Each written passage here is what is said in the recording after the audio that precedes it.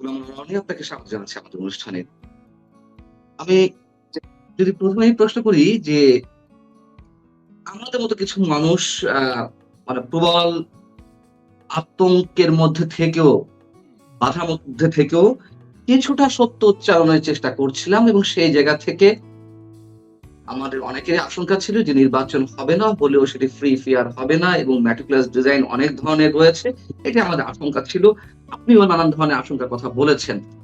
অনেকেই প্রশ্ন করে কিভাবে কি ব্যাপার? তোমরা তো বলেছিলে নির্বাচন হবে না এবং হলেও ফ্রি ফেয়ার হবে না। এই প্রশ্ন যদি আপনাকে করা হয়, আপনি কি উত্তর দিবেন? না, সঙ্গত কারণে হয় কি আমরা যেটা বলেছি সেটা আমাদের স্বাভাবিক কমন সেন্স থেকে বলেছি এবং এই কথায় আমি এখনো দৃঢ়তার উপরে টিকে আছি। আচ্ছা। সেটা হলো যে দেশের যে দুর্বল আইন শৃঙ্খলা অবস্থা সেখানে একটা সুন্দর শান্তিপূর্ণ নির্বাচন হওয়ার কথা নয়। নাম্বার ওয়ান, এই কথাগুলো বলেছি। ২ নম্বর হলো যে এখানে 50% যারা লোকজন রয়েছে তারা নির্বাচনের দৌড় থেকে আলাদা, তারা নেই। বাকি 50% এর মধ্যে প্রতিযোগিতা হচ্ছে। আর যাদের মধ্যে প্রতিযোগিতা হচ্ছে বা হলো তারা দীর্ঘদিনের বন্ধু, একে অপরে খালাতো ভাই, মামাতো ভাই, মায়ের পেটের ভাই। ৩ নম্বর হলো যে এখানে প্রতিযোগিতা ছিল অসম। মানে এর মধ্যে যে নির্বাচনটা আমরা দেখলাম, মানে আমি আসলে নিজের ডটগুলো মিলাতে পারছি না। ডটগুলো মিলাতে পারছি না, যেমন আমি ঘুরলাম কয়েকটা জায়গাতে। হুম, তো সেখানে ২-১ টা জায়গাতে দেখলাম যে বেশ লোকজন হয়েছে। অনেক জায়গাতে দেখলাম আসলে কোনো লোকজন ফাঁকা। হয়নি। হ্যাঁ, একদম ফাঁকা। এরপরে অনেকগুলো জেলাতে একেবারে ভোট কেন্দ্রে, যেখানে আওয়ামী প্রধান এলাকা, ভোট কেন্দ্রে ভোটাররা ছিলই না। এরপরে এইবার এই ১ম, this is the first time, police থেকে শুরু করে সবাই মাইকে তারা ওই ভোটারদেরকে বলছে, "আসেন, আসেন, ভোট কেন্দ্রে ভোটার নাই, আপনারা ভোট দিতে আসেন।" তো এরপরে আবার মসজিদের মাইক থেকেও ঘোষণা দেওয়া হয়েছে বিভিন্ন জায়গাতে ভোট কেন্দ্রে ভোটার আনার জন্য। এরকম ঘটনা কিন্তু বাংলাদেশে কখনো ঘটেনি। আচ্ছা, তো এই সমস্ত ডট গুলো মিলিয়ে হঠাৎ করে দেখলাম যে ৫৯% ভোট কালেক্ট হয়ে গেছে।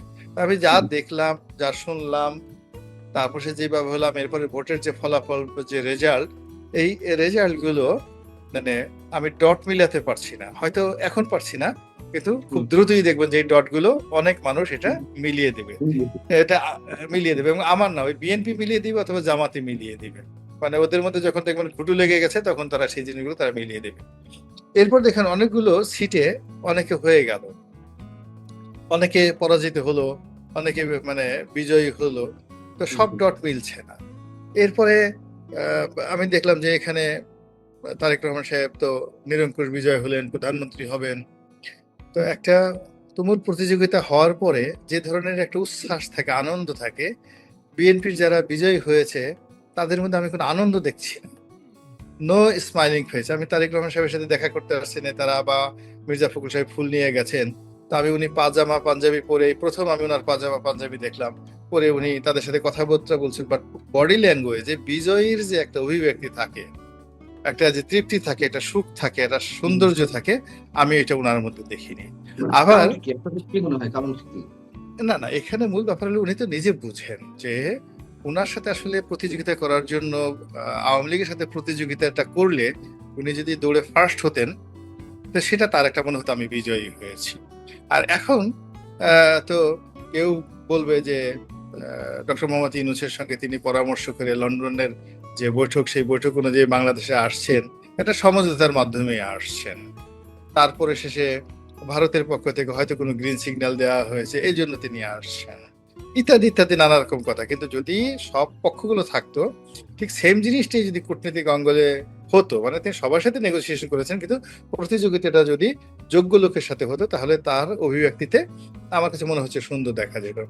অন্যদিকে যারা পরাজিত হয়েছে তাদেরকে দেখে মনে হয় না তারা পরাজিত হয়েছে, তারা বিজয়ীর মতো ভাবসাব করছে। আমি দেখলাম যে জামাতের আমির নাহিদ ইসলাম বা তারা যে ভাষায় কথাবার্তা বলছে বা যে ধরনের এই করছে, শুধুমাত্র যে সার্জিস বা ২-১ জন প্রার্থী যারা আছে, যাদের এলাকায় ভোটারদেরকে মারধর করা হচ্ছে, তাদের সমর্থকদেরকে, তো এরকম ছাড়া বেশিরভাগ ক্ষেত্রে দেখলাম যে যারা পরাজিত হয়েছে কিন্তু তারা মনে করছে যে তারা বিজয়ী হয়েছে এবং খুব দ্রুত আরো বিজয়ী হবে। নির্বাচনে যে সার্বিক চিত্র দেখেছেন এবং আপনি যেভাবে ব্যাখ্যা করলেন তাতে কি একটু অস্বাভাবিক মনে হয়েছে এই ফলাফল অথবা এই নির্বাচনী প্রক্রিয়া? নাকি এটা না, স্বাভাবিক বা সুন্দর নির্বাচন? না, না, না, আমার কাছে প্রথমত নির্বাচনের যে পরিবেশটা, এটা সবচেয়ে সুন্দর হয়েছে। হুম, আমাদের এই বাংলাদেশে যে কটা নির্বাচন হয়েছে এই যাবৎকালে, সেখানে যদি ধরেন ইভেন আপনি ৫৯% তারা বলেছে, আমরা যদি 40% ভোটারের উপস্থিতি ধরে নেই, কিন্তু এই 40% ভোটার উপস্থিতির মধ্যেও যে ভোট গণনা, ভোট দেওয়া, আইন শৃঙ্খলা থেকে শুরু করে সবকিছু দিস টাইম বেস্ট। এতে আপনি প্রত্যেকটা পক্ষ, রাজনৈতিক পক্ষ, ডক্টর মোহাম্মদ ইউনূস থেকে শুরু করে সবাইকে ধন্যবাদ দিতে হবে, আইন শৃঙ্খলা বাহিনীকে ধন্যবাদ দিতে হবে, বিকজ এই যে পুরো সময়টার মধ্যে সবচেয়ে কম ক্ষয়ক্ষতি হয়েছে এবারে নির্বাচনে। দিস ইজ, এখন ভোট নিয়ে, রেজাল্ট নিয়ে অনেক কিছু নিয়ে আপনার প্রশ্ন থাকতে পারে, কিন্তু এখানে ভোট সংক্রান্ত যে আইন শৃঙ্খলা এবং ভোট গণনা, সেখানে সেনাবাহিনী বা প্রশাসন অবশ্যই তাদের ইনভলভমেন্ট ছিল অন্যরকম ভাবে এবং খুব অ্যালার্ট ছিল, সিনসিয়ার ছিল। হ্যাঁ, হ্যাঁ, হ্যাঁ, আমরা কিন্তু দেখেছি। এটাই সেনাবাহিনী 18 সনে এই সেনাবাহিনী এই কাজ করেনি তো। 18 সনে তারা তো শেখ হুম, হাসিনার কথা মতো সবকিছু করেছে, আমাদের জীবন হারাম করে দিয়েছে, তেনা তেনা করে হুম, দিয়েছে। হুম, বাট হুম। এবার এই কাজগুলো করছে, দিস ইজ প্রশংসার যোগ্য। ২ নম্বর তাহলে হলো আমার যে প্রশ্ন হচ্ছে যে, যে রেজাল্ট দেওয়া হয়েছিল শতকরা হার যেটি ৫৯ সামথিং, আ এখানে এখানে মূল এটা কি অস্বাভাবিক আপনার কাছে মনে হয়েছে? এটা আমার কাছে একটু অস্বাভাবিক মনে হয়। আমার কাছে যেটা মনে হলো যে নির্বাচন যেভাবে হয়েছে, 35% বা 40% যদি হতো, তো মানে কেউ প্রশ্ন করতে পারতো না। আর তাতে ক্ষতি কি হুম, হতো? নাথিং, এতে রাইট। কোনো ক্ষতি হতো না। হ্যাঁ, হুম, তাতে কেউ প্রশ্ন করতে পারতো না। ২ নম্বর হলো যে হা না ভোট নিয়ে প্রশ্ন থেকে যাবে। যে পরিমাণ হা ভোট পড়েছে, আসলে এতগুলো পড়ার কথা না। যেভাবে হয়েছে, হা ভোট যেভাবে পড়েছে, এটার কালেকশন মানে যত পরিমাণ মানে ভোট কালেকশন হয়েছে আর যত পরিমাণ হা ভোট দেখা হুম, যাচ্ছে, এটা নিয়েও কিন্তু আগামীতে যথেষ্ট প্রশ্ন দেখা দেবে। আর সবচেয়ে যেটা হলো যে এখন এই যে ৩টি কাজ সরকারের কাছে, জুলাই সনদ গ্রহণ করা, হুম। অ্যাপ্রুভ করা, তারপরে সংবিধান সংশোধন করা, এরপর হলো পার্লামেন্টের কাজকর্ম, সরকার গঠনে সরকারি কাজকর্ম করা। এখন এই কাজগুলো শান্তিপূর্ণভাবে যদি হয়ে যায়, তাহলে সঙ্গত কারণে ওই যে ডক্টর মোহাম্মদ ইউনূস যে কথা বলছে যে শতাব্দীর সেরা নির্বাচন, নিঃসন্দেহে এটা শতাব্দীর সেরা নির্বাচন হবে যদি এখন যে পার্ট গুলো আহ, মানে নেক্সট আছে। এখন এটা যারা জুলাই আগস্ট বিপ্লবের অধিকতা, তারা যদি মানে বিএনপির সাথে কন্ট্রাডিকশন এন্ড কনফ্লিক্টে না যায়, হুম, হুম, বিএনপিকে বিএনপির মধ্যে চালতে দেয়, অথবা বিএনপি যদি তাদের সাথে কোনো কন্ট্রাডিকশন কনফ্লিক্টে না গিয়ে যেভাবে জুলাই সনদ স্বাক্ষর হয়েছে, যেভাবে সংস্কার কমিশনের ঐক্যমত হয়েছে, সেভাবে যদি সব কাজগুলো করে শান্তিপূর্ণভাবে সবকিছু ঘটে যায়, আমার কাছে মনে হচ্ছে যে এইবারের এই নির্বাচনটি দীর্ঘস্থায়ী হবে এবং এটা সুদূর প্রসারী একটা প্রভাব আছে, হুম। এবং আগামীর রাজনীতির যে গন্তব্য এবং গতিপথ, এটা নির্ধারিত হয়ে যাবে। তাহলে আমার প্রশ্ন যে, যে ব্রুট মেজরিটি বিএনপি পেল, ২/৩ বেশি আসনে জয়লাভ করলো। আবার এদিকে গণভোটে একটা ম্যানিপুলেশন ঘটানো হয়েছে। এটা মোটামুটি সবার কাছে পরিষ্কার। যদি একটা ভারসাম্যপূর্ণ সংসদ হতো, সেখানে একটা প্রতিযোগিতা থাকতো এই জুলাই সনদ বাস্তবায়নের অথবা সংবিধান সংস্কারের বিষয়গুলো। যেহেতু বিএনপি ভেতরে এই সংস্কার প্রক্রিয়ার সঙ্গে একমত নয়। তারা সংস্কার চায়। কিন্তু যে প্রক্রিয়ায় এই যে রেফারেন্ডামটি হলো, গণভোট অনুষ্ঠিত হলো, তারা এইগুলোর সাথে একমত নয়। আমি দেখেছি ২ বার, একবার মির্জা ফখরুল ইসলাম আলমগীর, আরেকবার তারেক রহমান সাহেব। তারা একবার করে ২ বার ভোট চেয়েছে। না চাইলেই নয়, হুম, সেভাবে হুম, আরকি। হ্যাঁ? যাতে সমালোচিত না হয়। তো এখন অনেকের প্রশ্ন যে এই রেফারেন্ডামটি আসলেই ডক্টর ইউনূসের একটা প্ল্যান কিনা, অথবা সেই প্ল্যান এখন আ বিএনপি বাস্তবায়ন করবে কিনা তা নিয়ে প্রশ্ন দেখা দিয়েছে। আপনার কাছে কি মনে হয়? এই রেফারেন্ডামের কি কোন কার্যকারিতা থাকবে এই সংসদে? আমার কাছে মনে হচ্ছে যে তারেক রহমান সাহেবের বডি ল্যাঙ্গুয়েজ দেখে যেটা মনে হচ্ছে যে তিনি এই মুহূর্তে ডক্টর মোহাম্মদ ইউনূস, জামাত, এনসিপি তাদের কারোর সঙ্গে কোন কনফ্রন্টেশনে তিনি জড়াবেন না। তিনি যে কোনো মূল্যে তার সরকারের শপথ গ্রহণ, মন্ত্রিপরিষদ গঠন, ক্ষমতা চেয়ারে বসা এবং সরকারের কার্যক্রম অ্যাটলিস্ট ৬-৭ মাস চালিয়ে নেওয়ার পরে হয়তো তিনি তার নিজস্ব যে চিন্তা চেতনাগুলো আছে সেগুলো বাস্তবায়ন করবেন। এই সময়টাতে তিনি কোনো অবস্থাতেই কন্ট্রাডিকশন এন্ড কনফ্লিক্টে জড়াবেন না। তার মানে তাহলে এই সংস্কার প্রক্রিয়া সমাপ্ত হওয়ার কথা ৬ মাসের মধ্যে, ১৮০ দিনের মধ্যে। তার মানে এই গণভোট অনুযায়ী যা আছে সেগুলো তিনি করবেন? রাষ্ট্রপতি, প্রধানমন্ত্রীর ক্ষমতার ভারসাম্য বা অন্যান্য যে এখন বিষয়গুলো আছে। আপাতত এখন এটা করা ছাড়া তার কোনো উপায় নেই। নো ওয়ে, তাকে এটা কেন করতে হবে। তারা তো 2/3 আসনে বিজয় লাভ করেছে, তাহলে তারা কেন দুই তৃতীয় বাধ্যবাধকতার মধ্যে থাকবে? এখানে চিন্তা করুন, 2/3 মানে এখানে মোরাল পাওয়ারটা কি? মানে বিজয় সত্যিকার অর্থে যে শেখ হাসিনার পতন, তারপরে জুলাই আগস্ট যে বিপ্লব বা গণ অভ্যুত্থান, এটার মাস্টার মাইন্ড তো বিএনপি নয়। বিএনপি এরকম একটা পরিস্থিতি তৈরি করার জন্য 18 বছর কন্টিনিউয়াস পরিশ্রম করেছে, কিন্তু ফাইনালি এসে ঘোষণা দেওয়া বা ফাইনালি এসে এটা নেতৃত্ব নেওয়া, এটা জামাত করেছে, এনসিপি করেছে। তো কাজেই এই বাংলাদেশে হঠাৎ করে এই মুহূর্তে এত দ্রুত সে একেবারে নির্বাচনে জয়লাভ করার সঙ্গে সঙ্গেই জামাত এবং এনসিপি কে চ্যালেঞ্জ করে তার মানে নিজস্ব মতামত কি করবেন, এটা হয় না, এটা তিনি পারবেন না, এটা সম্ভব নয় এখনো পর্যন্ত। মানে জামাত এবং এনসিপির একটা ক্ষমতা রয়ে গেছে এবং এটা নির্দিষ্ট সময় পর্যন্ত এটা থাকবে এবং ধীরে ধীরে মানে ওনার সাথে তো অনেক বুদ্ধি আছে। মানে উনি ধীরে ধীরে ধীরে ধীরে দেখবেন যে আস্তে আস্তে যে জায়গাগুলো জামাত অকুপাই করে আছে, যেমন ঢাকা বিশ্ববিদ্যালয়ের ভাইস চ্যান্সেলর চলে যেতে যাচ্ছে, ঢাকা হুম। বিশ্ববিদ্যালয় ক্যাম্পাসে এখন জামাত বিরোধী, রাজাকার বিরোধী স্লোগান হচ্ছে। তো এই জিনিসগুলো আস্তে আস্তে আস্তে আস্তে আস্তে ঘটতে থাকবে ক্যাম্পাস গুলোতে। হ্যাঁ, ঘটার পরে একটা সময় উনি যখন বুঝবে যে ওনার পায়ের তলায় মাটি আছে, তখন ওনার একটা ব্রুট মেজরিটি আছে, হোয়াট এভার মেবি, এখন যা কিছু হোক না কেন এটা আবার পরবর্তীতে উনি চ্যালেঞ্জ, ওটা আবার উনি বাদ দিয়ে দিতে পারবেন। এটা তো ওনার জন্য কোনো সমস্যা না, উনি তো সংবিধান সংশোধন করতে পারবেন যে কোনো সময়। তো কাজেই এখন এই অবস্থাতে একেবারে শিশু একটা গণতন্ত্র, শিশু মানে একটা সরকার, সে রাতারাতি এখন কোনো ঝুঁকির মধ্যে জড়াবেন না, এটি স্বাভাবিক বিষয় আমার কাছে মনে হচ্ছে। আমার পাল্টা একটা প্রশ্ন যে একটা ম্যাটিকুলাস ডিজাইন ছিল, অনেকেরই আশঙ্কা ছিল, যেটা আমাদেরও ছিল, যে এই ডিজাইনের মাধ্যমে যেভাবে হোক ডক্টর ইউনূসের যে পছন্দের দলগুলো, যে ২-১ টি দল রয়েছে তাদেরকে ক্ষমতায় আনা হবে এবং তিনিও তার ক্ষমতা স্থায়ী করবেন। তার যেই আ পাওয়ার আছে বা সে যে শক্তি আছে সেটিকে তিনি দীর্ঘায়িত করবেন। সেটি তো এখন আর সম্ভব নেই। আপনার কি মনে হয় না এই না, এটা ব্যাপারে? সম্ভব না। এটা উনি যখন ডক্টর মোহাম্মদ ইউনূস লন্ডনে গেলেন, তারেক রহমান সাহেবের সঙ্গে বৈঠক করলেন, তখনই মূলত তিনি সিদ্ধান্ত নিয়েছেন যে জামাতের সঙ্গে তার যে সখ্যতা, এনসিপির প্রতি তার যে বিশ্বাস ছিল কিংস পার্টির মাধ্যমে, ওই প্রজেক্ট ওয়ান ফেইল। ফলে তাকে নিরাপদ একটা আশ্রয়ের জন্য, সেফ এক্সিটের জন্য তাকে বিএনপির সঙ্গে সমঝোতা করতে হয়েছে। আর বিএনপিকেও এই ক্ষমতাটা গ্রহণ করার জন্য যা যা স্যাক্রিফাইস করার দরকার, শেষ দিন পর্যন্ত সেই স্যাক্রিফাইস তারা করেছে। আমি যেটা বলার চেষ্টা করেছিলাম প্রথম দিন থেকেই, মানে এই তফসিল ঘোষণার পর, যে যদি ভোটার উপস্থিতি বেশি দেখানো হয় সেখানে বিএনপি জয়লাভ করবে, আর ভোটার উপস্থিতি যদি কম দেখানো হয় তাহলে জামাত জয়লাভ করবে আর কি। তো যেহেতু ভোটার উপস্থিতি বেশি দেখানো হয়েছে, বিএনপি অটোমেটিক ভাবে সেখানে সিটে চলে আসছে। কিন্তু এটা যদি 40% হতো, 35% হতো, 30% হতো, জামাত এখানে নিরঙ্কুশ সংখ্যাগরিষ্ঠতা পেয়ে যেত আর কি। তো এই জিনিসগুলো এখনই কোনো কিছু বলা যাচ্ছে না। ইফ দেয়ার ইজ সামথিং, একটা জিনিস বোঝার চেষ্টা করেন যে আমরা খালি সবসময় ডক্টর ইউনূসের বিরুদ্ধে বলবো বা জামাতের বিরুদ্ধে বলবো বা বর্তমান তারেক রহমান সাহেবের বিরুদ্ধে বলবো, কিন্তু একটা জিনিস আমাদের স্মরণ করতে হবে যে শেখ হাসিনার জমানাতে যে 15 বছরের দুর্বিষহ স্মৃতি, এটা বহু মানুষকে এখনো কিন্তু ভোগাচ্ছে।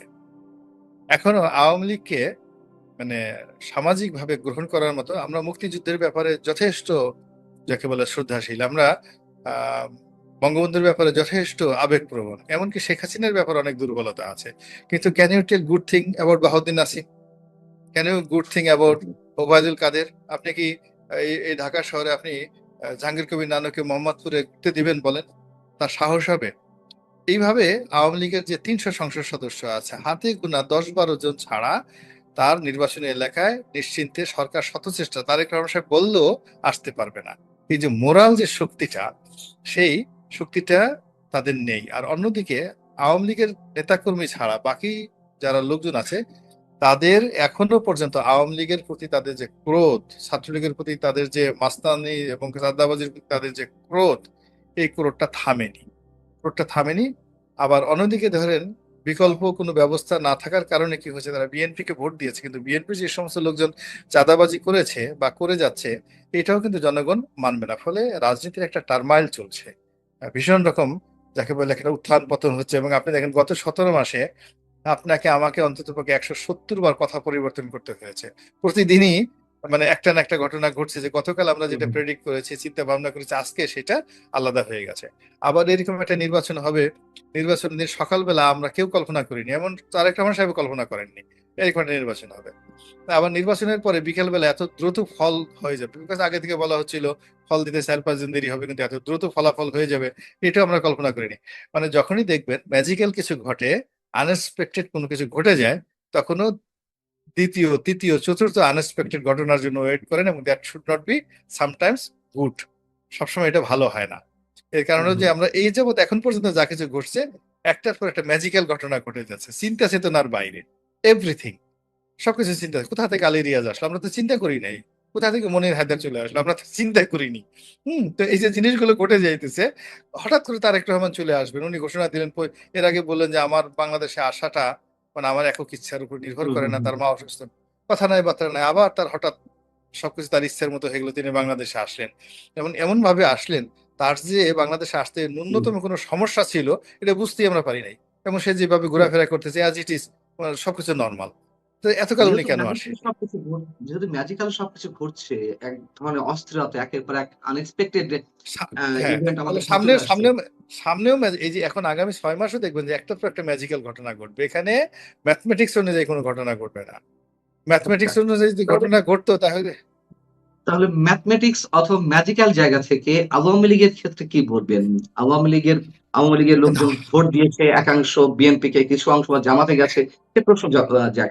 কিন্তু কথা হচ্ছে যে আমরা দেখলাম পঞ্চগড়ে আওয়ামী লীগ অফিস খুলে দেওয়া হয়েছে, স্থানীয় যে অফিস।